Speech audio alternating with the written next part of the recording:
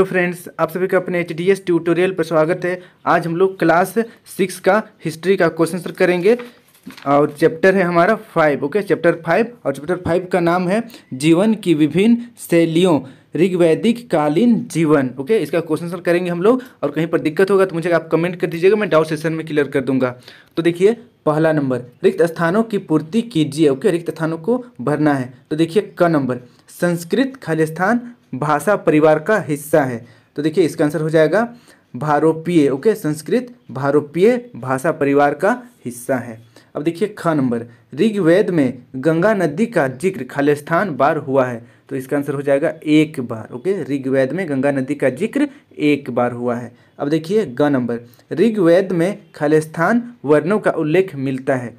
तो इसका आंसर हो जाएगा 4 वर्णों का। ओके, ऋग्वेद में 4 वर्णों का उल्लेख मिलता है। फिर देखिए नेक्स्ट ग नंबर का क्वेश्चन है मेगालिथ। ओके, मेगालिथ खालिस्तान के प्रमाण होते हैं। तो देखिए मेगालिथ मृत्यु की स्मृति के प्रमाण होते हैं। अब देखिए अंग नंबर, इनाम गांव। ओके, इनाम गांव खालिस्तान राज्य में है। तो देखिए इनाम गांव महाराष्ट्र राज्य में है। इसे नोट कर लीजिए, इसे याद कर लीजिएगा, ज़्यादा हार्ड नहीं है। अब हम लोग बढ़ते हैं नेक्स्ट क्वेश्चन आंसर की ओर। देखिए प्रश्नोत्तर का पहला नंबर का क्वेश्चन है ऋग्वैदिक काल में बलि शब्द का प्रयोग किन अर्थों में होता था। तो देखिए वैदिक काल में बलि शब्द का प्रयोग किन अर्थों में होता था। तो इसका आंसर है, देखिए ऋग्वेद में बलि शब्द का प्रयोग हुआ है। बलि शब्द का प्रयोग 2 अर्थों में होता था। प्रथम, यज्ञ में आहुति के लिए, तथा दूसरी लोगों के द्वारा अपने राजा को उपहार में दिए गए धन के रूप में। तो देखिए बलि का मतलब हम लोग आजकल समझते हैं बस बकरा काटना। ओके, लेकिन ऐसा नहीं है। वो तो है ही कि यज्ञ में आहुति देना। ओके, लेकिन बलि का एक और अर्थ है जो लोगों के द्वारा अपने राजा को उपहार में दिया गया धन को भी हम लोग बलि, मतलब पहले के लोग बलि कहते थे। क्लियर है? तो इसे नोट कर लीजिए। अब हम लोग बढ़ते हैं सेकेंड नंबर की ओर। सेकेंड नंबर का क्वेश्चन देखिए, ऋग्वैदिक काल में राजा का मुख्य कार्य क्या था। तो देखिए ऋग्वैदिक काल में राजा का मुख्य कार्य क्या था, राजा क्या क्या कार्य करता था। तो इसका आंसर देखिए, राजा का प्रमुख काम जन को सुरक्षा प्रदान करना तथा जन की संपत्तियों में वृद्धि करने के लिए यज्ञ का आयोजन करना था। आज की तरह उसके पास अस्थायी सेना नहीं होती थी। युद्ध के दौरान एक नागरिक सेना का गठन किया जाता था जिसका नेतृत्व राजन करता था। लड़ाइयाँ पुरुषों के द्वारा लड़ी जाती थी। ओके, तो ये था राजा का मुख्य कार्य। इसे नोट कर लीजिए और इसे याद कर लीजिएगा। अब लोग बढ़ते हैं नेक्स्ट 3 नंबर की ओर। 3 नंबर का क्वेश्चन देखिए, ऋग्वैदिक काल में लोग यज्ञ क्यों करते थे। तो देखिए ऋग्वैदिक काल में यज्ञ होता था, आज भी होता है, लेकिन ऋग्वैदिक काल में लोग यज्ञ क्यों करते थे, ये क्वेश्चन है हमारा। तो इसका आंसर हो जाएगा ऋग्वेद में। ओके, ऋग्वेद में अनेक देवताओं के नाम मिलते हैं जो प्राकृतिक शक्तियों के प्रतीक होते थे, जिसमें वरुण, इंद्र, अग्नि, यम तथा सोम प्रमुख थे। इसमें इंद्र को सबसे प्रतापी देवता समझा जाता था। ऋग्वैदिक काल में लोग युद्धों में विजय, पशुओं एवं पुत्रों की प्राप्ति के लिए यज्ञ एवं ईश्वर की उपासना करते थे। क्लियर है? देखिए यहाँ पर साफ साफ लिखा गया है कि ऋग्वैदिक काल में लोग युद्धों में विजय, ओके, युद्ध में विजय, पशु एवं पुत्रों की प्राप्ति के लिए यज्ञ करते थे, मतलब ईश्वर की उपासना करते थे। इसे नोट कर लीजिए। अब देखिए हम लोग बढ़ते हैं नेक्स्ट 4 नंबर की ओर। 4 नंबर का क्वेश्चन देखिए, वेद कितने हैं, सबसे पुराना वेद कौन है। तो देखिए वेद कितने हैं और सबसे पुराना वेद कौन है। तो इसका आंसर हो जाएगा वेद 4 हैं, ऋग्वेद, सामवेद, यजुर्वेद तथा अथर्ववेद। ओके, ये 4 वेद है, चारों का नाम आपको याद करना है, बहुत इंपॉर्टेंट है। अब देखिए ऋग्वेद सबसे पुराना वेद है। ओके, ऋग्वेद सबसे पुराना वेद है जिसकी रचना 1500 ईस्वी पूर्व में हुई। ऋग्वेद में 10 मंडल हैं। ओके, देखिए ईसा मसीह से 1500 साल, ओके, 1500 साल पहले ऋग्वेद का रचना हुआ था। इसे नोट कर लीजिए। अब हम लोग बढ़ते हैं नेक्स्ट 5 नंबर की ओर। 5 नंबर का क्वेश्चन है, सूक्त का क्या अर्थ है, ऋग्वेद में कितने सूक्त हैं। तो देखिए सूक्त का क्या अर्थ है और ऋग्वेद में कितने सूक्त हैं, ये भी इंपॉर्टेंट है क्वेश्चन, इसको भी याद कर लीजिएगा।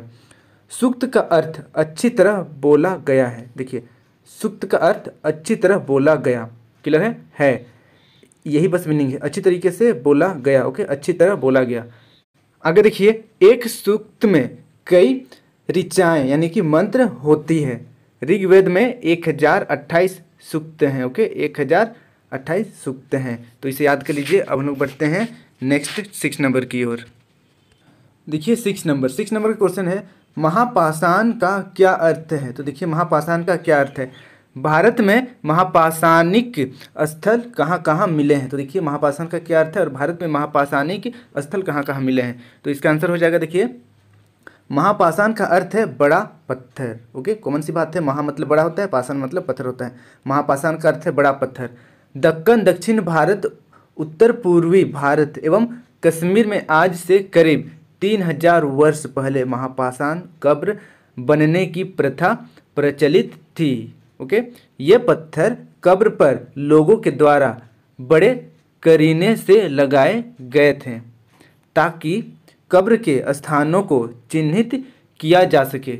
भारत में आदि चन्नलूर यानी कि तमिलनाडु के, ब्रह्मगिरी यानी कि आंध्र प्रदेश आदि महापाषाणिक पुरास्थल हैं।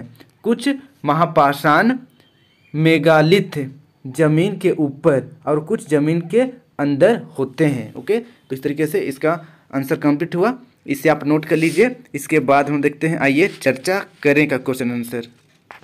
देखिए आइए चर्चा करें का पहला नंबर का क्वेश्चन है, ऋग्वैदिक काल के लोगों के विभिन्न कार्यकलापों का उल्लेख करें। तो देखिए ऋग्वैदिक काल के लोगों का जो कार्यकलाप था, क्रियाकलाप था, दिन में क्या करते थे यानी कि जो काम करते थे उनका उल्लेख करना है।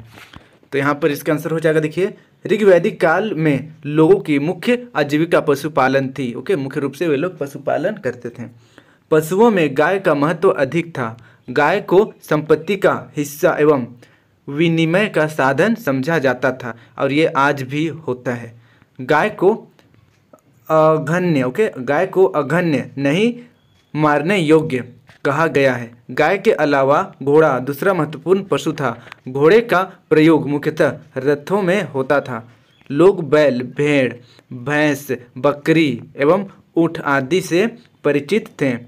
ऋग्वेद में उर्वरा, धान्य यानी कि अनाज, लांगल यानी कि हल, बैल तथा वपंती यानी कि बोना शब्द मिले हैं। ओके, तो ये देखिए धान्य जिसको आजकल अनाज कहा जाता है, लांगल जिसको आजकल हल कहा जाता है, और देखिए वपंती, ओके, वपंती जिसको आजकल बोना कहा जाता है, ये शब्द पहले मिले हैं। ये सब शब्द पहले मिला हुआ है, जो मैं राउंड कर रहा हूँ ये, जिसका मतलब यहाँ पर जो ब्रैकेट में दिया हुआ है वो उसका मीनिंग है। अतः कहा जा सकता है कि उस काल के लोग खेती भी करते थे। उस काल में कुछ पेशेवर भी रहते थे। रथकार रथ बनाता था।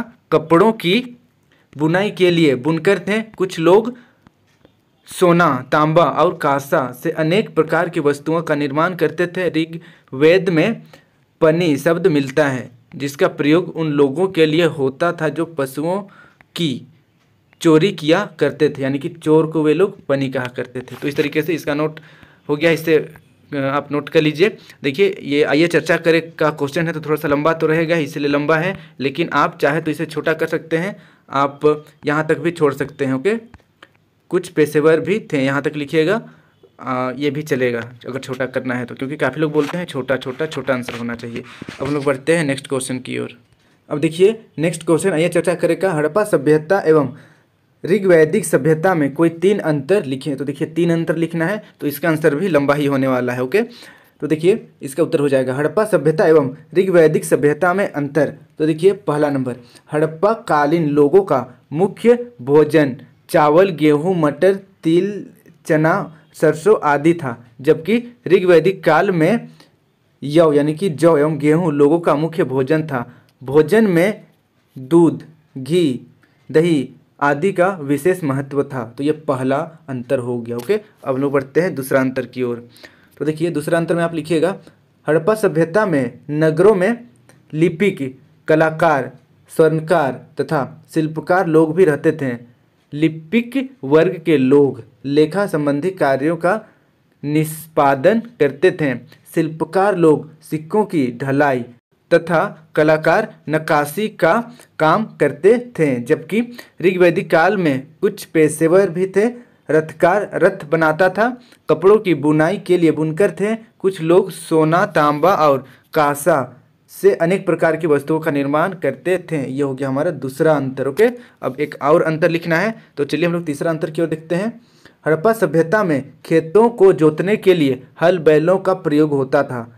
मवेशियों के चरने के लिए बड़े बड़े चरागाह थे। यात्रा के लिए बैलगाड़ी का प्रयोग किया जाता था, जबकि ऋग्वैदिक सभ्यता में पशुओं में गाय का महत्व अधिक था। गाय के अलावा घोड़ा दूसरा महत्वपूर्ण पशु था। घोड़े का प्रयोग मुख्यतः रथों में होता था। लोग बैल, भैंस, बकरी एवं ऊंट आदि से परिचित थे। ओके, तो इस तरीके से इसका आंसर हो गया। आंसर लंबा है, लंबा ही लिखना पड़ेगा क्योंकि 3 अंतर लिखना है। आप देख सकते हैं यहाँ पर साफ साफ लिखा हुआ है 3 अंतर, तो आंसर तो लंबा होगा ही। इसे नोट कर लीजिए। अब हम लोग बढ़ते हैं नेक्स्ट क्वेश्चन की ओर। देखिए, ये हमारा इस चैप्टर का लास्ट क्वेश्चन है। इनाम गांव में लोगों की आजीविका क्या रही होगी? ओके, तो देखिए, इनाम गांव में लोगों की आजीविका क्या रही होगी? तो इसका आंसर, इनाम गांव में खुदाई के क्रम में मिट्टी के कई घर मिलते हैं, जिसमें से अधिकांश आयताकार एवं 1 या 2 कमरे के हैं।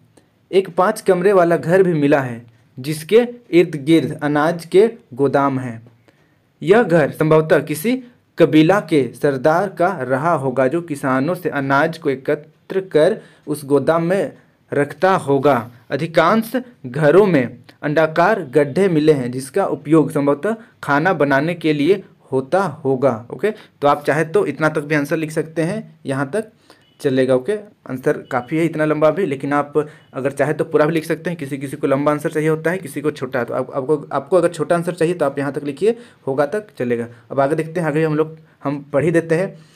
पुरातत्वविदों को लाल रंग के कई ऐसे बर्तन मिले हैं जिस पर काले रंग की डिजाइन होती थी। इसके अलावा पत्थर एवं तांबे से बने औजार तथा तांबे, हाथी के दांत एवं सीप से बने गहने प्राप्त हुए हैं। इनाम गांव में कई मृण मूर्तियाँ यानी कि मिट्टी की मूर्तियाँ मिली है, जिसमें से कुछ मूर्तियाँ धार्मिक महत्व की है। यहाँ पुरातत्वविदों को गेहूँ, चावल, जौ, दाल, बाजरा, मटर और तिल के बीज मिले हैं।